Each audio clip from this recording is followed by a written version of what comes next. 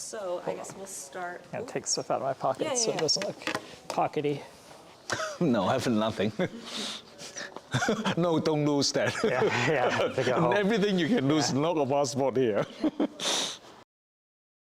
I'm Nirav. I'm the founder and CEO of Framework. We build, of course, repairable, upgradable consumer electronics products. I'm Hyelim. I'm the founder of DeepComputing and specialize making end-user mass-produced products using RISC-V chipsets. And before Framework, I was at Oculus. I built the hardware team there and built a bunch of very interesting and complicated VR headsets that were unfortunately not repairable at all, not upgradable, not repairable. So I'm repenting a little bit with Framework. Before Framework, I did a startup in software. It's compiler-related tools to find out the backdoors of all the softwares. I'm security hackers, so and don't get on this guy's bad side. And COVID killed us. Oh yeah.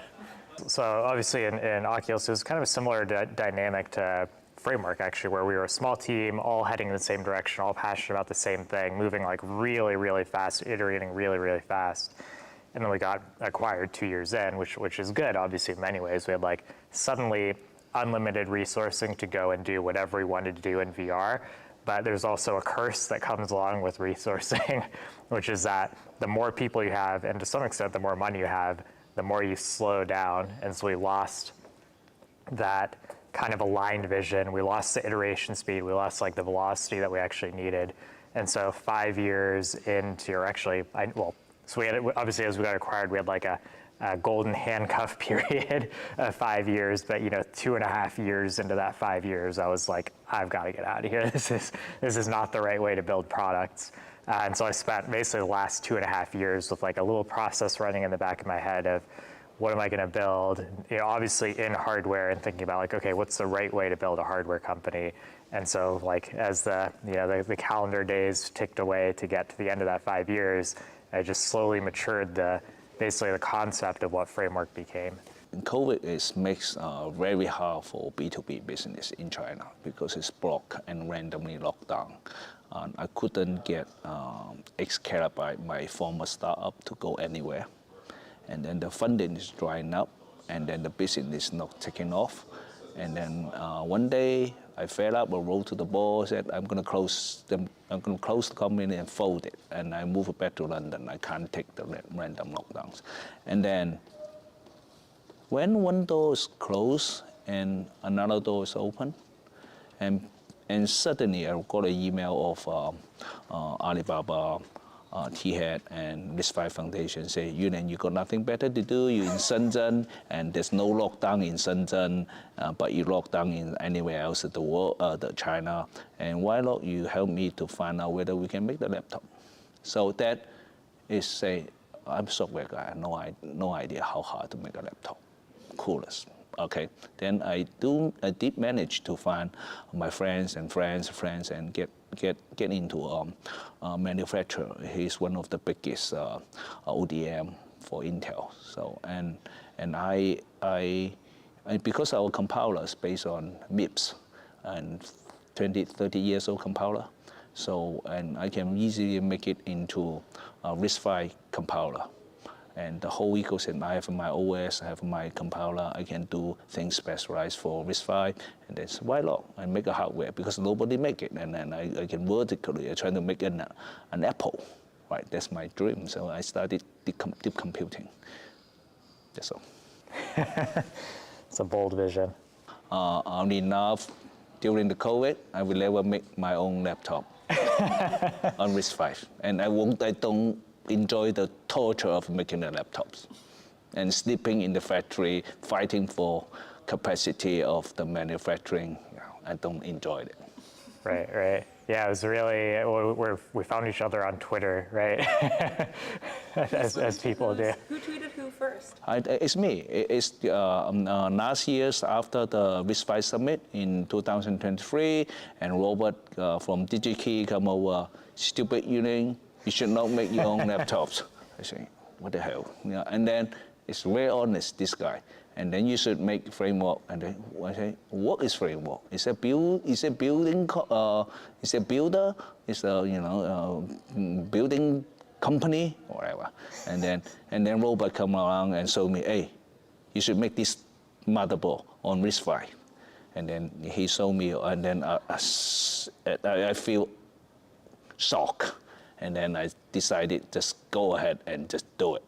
And then I contacted Nirav and on Twitter, and then I got super quick response. Yeah, because I was waiting for somebody to show up with like, hey, I want to make a main board. Actually, like, we get that pretty regularly. Actually, people will like either message us on Twitter or like send an email or something saying, hey, I want to make this thing, I want to make this thing. And usually it doesn't go anywhere. So like when you turned around a few weeks, basically like, I don't know, it was like a month later, like, oh, we got the schematic ready. I was like, oh, okay, this guy's serious. Well, I think it was pretty clear, obviously, I knew that you were ready to build hardware. You're already building hardware. So that was like one good indicator that like, okay, this is a company that like is not just saying they want to build hardware. They've already built hardware. And like you said, you know how painful it is to build hardware. So if you're like, hey, this is a better way to build hardware if we just work together, I agree, obviously. Like, yeah, like that is a way easier way. But still, even with that, like showing up that quickly with a schematic was a surprise. When you were 5 years old, your very first job, was it to be a computer builder? No. What was it? You knew what you wanted to be? Astronaut, athlete. I just want to be earn a lot of money doing nothing. Typical So Chinese. you've done the opposite of that. You just made a technology startup building RISC-V. Yeah, and I never imagined myself making a laptop. When I was in Nokia, when Nokia started ODM making laptop, I was screaming to the management, "You're insane! This is marginless PC with no volume. You're just losing money. Why not? It's the focus on making the damn phone, right? That's and I never imagined myself making laptop. And then, life come along. You're destined to do something that you never wanted to do. It's a gift. Well, I would say my goal from the beginning was not have a lot of money without needing to work. Like for me, it is about the engineering. It's about building stuff. So yeah, obviously since I was a kid, like tearing computers apart, rebuilding computers, building my own desktops, just playing around with electronics. So it was like a pretty clear path from tearing stuff apart to designing things that are designed to be torn apart. Now, my favorite part of my job is crazy. It's about losing money. That's your favorite part. And then the other favorite part is that whatever I do on RISC-V, I'm the world #1. That's true. You're the energy. You're one of the main sources of energy behind the ecosystem. Oh, the journey is amazing.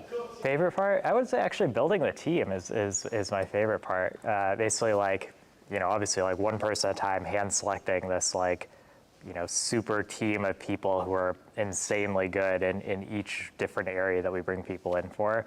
And it's fun. You start from yourself basically when you're starting a company, and then one at a time you look out in the world and you look at your network of people and you look at people just broadly out there, and literally just convince the best people one at a time to join you on your mission, and it never stops being fun. There's a lot of expected challenges. I would say we made a lot of mistakes in Oculus, like every possible type of mistake.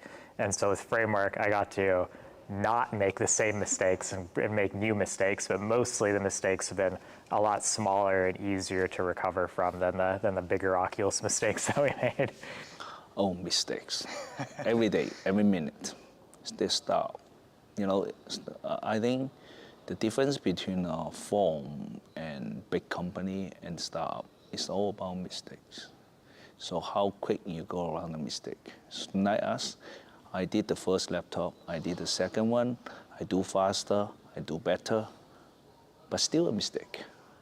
So go on to framework is designated better approach for RISC-V, for scaling, for tap into different community, and at the right time.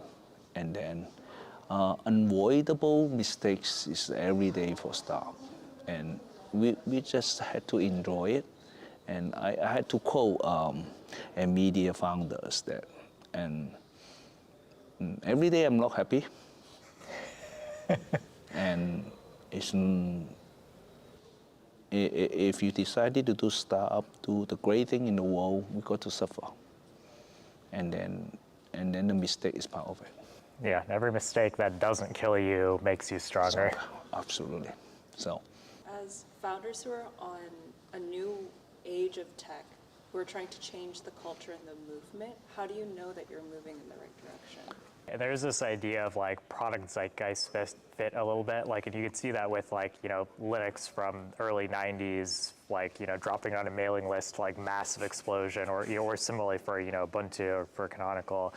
But we can feel that right now in certain ways. Really like, feel it that now. right now with RISC-V. Like, Yes, like there's like an opening for this thing to exist, and that's why it's like there's so much energy and excitement around it. What drives you guys to like show up to work every day and continue on your projects despite all of the hardships you face? it's the suffering. You have to be addicted to suffering to found a startup. I would think that, right? The other thing is that doing the startup is not for a normal, ordinary people to do it. It's for all those extraordinary people to do it, It's for because masochists. and those are crazy people that so addicted to solving the problem and addicted to being suffer. And we every day worry about money, every day worry about not earning money, every day that I worry about problem, every day worry the solution never come back. But you will find that life is just making you close one door, open one door, and the time will help you to solve all the problem as long as you want it to. Yeah, I think that's right. It's basically you're seeing a future that you want to manifest, and you know that you can't manifest that future unless you put in the hard work day to day and continue to navigate, solve problems as they come up. And that thing, basically, that future is not going to exist unless you like push and push and push to make it exist. My 20-year vision is to make framework to be successful. Oh, there we go.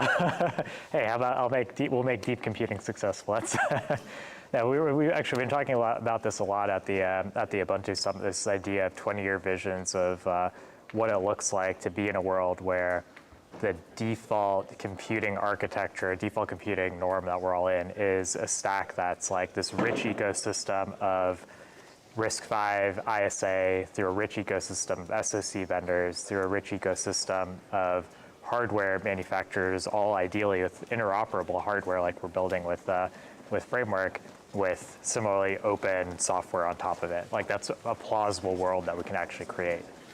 Do you have any advice for the next generation of startup founders? Don't give up. That's the key. And just try. It's sometimes life gives you opportunity. Just go and do it. Don't give up.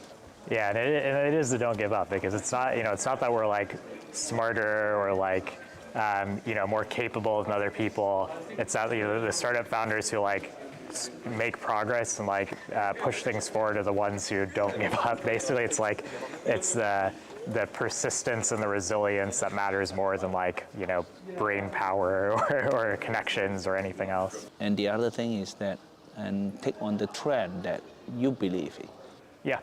Yeah, pick something you're passionate about, definitely. Any last words for our YouTube audience?